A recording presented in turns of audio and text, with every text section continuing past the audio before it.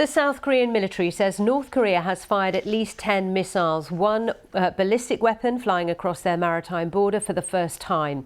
Air raid sirens sounded on a remote island controlled by Seoul off the peninsula's eastern coast.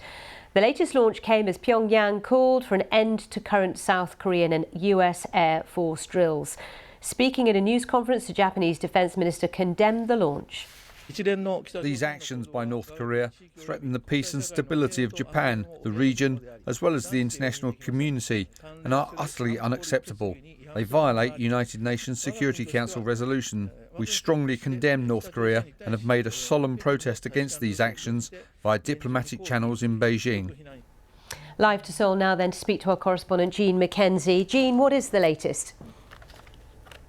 Well, it's really this one missile out of the 10 that we're focusing on. It's this missile that was fired towards South Korean waters that landed in international waters, but off the South Korean coast, less than 40 miles, 60 kilometres from the South Korean coast, in between it and a small remote island off the east coast.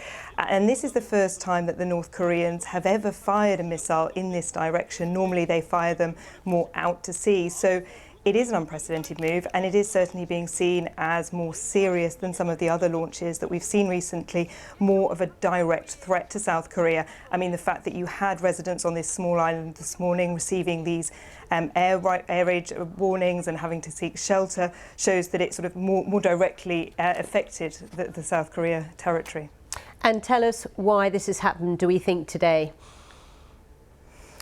Well, North Korea has blamed South Korea and the United States for a series of military exercises that they have been holding. Now, these military exercises have been going on for the last 3 months. The South Korea and the United States say they're holding these military exercises because what they see as an increased threat posed by North Korea. They see that these exercises are routine and that they're defensive. But Kim Jong-un doesn't see them this way. He thinks that they're incredibly provocative. He sees them as proof that his enemies are preparing to invade and therefore responds.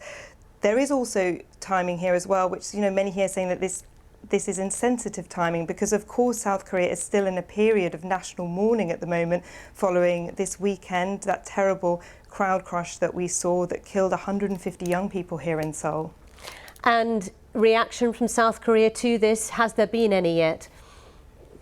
Yes, South Korea this morning is angry. The military have called this launch intolerable. South Korea's president has gone even further and called it a territorial invasion, although, of course, the missile did land in international waters, not South Korean waters. So really this is a sort of strong rhetoric from a president who has promised to take a hard line on North Korea. But the North Koreans, have said in recent days, they issued a warning to South Korea saying that South Korea would pay the most horrible price in history if these military exercises continued. Now, that is being seen as a veiled threat, that it would use nuclear weapons against South Korea. And we know that North Korea has been preparing and is almost ready to test another nuclear weapon. This would be the first time that it's done this in 5 years. We know the preparations for that test are complete. We just think that North Korea is waiting for the right moment to do this.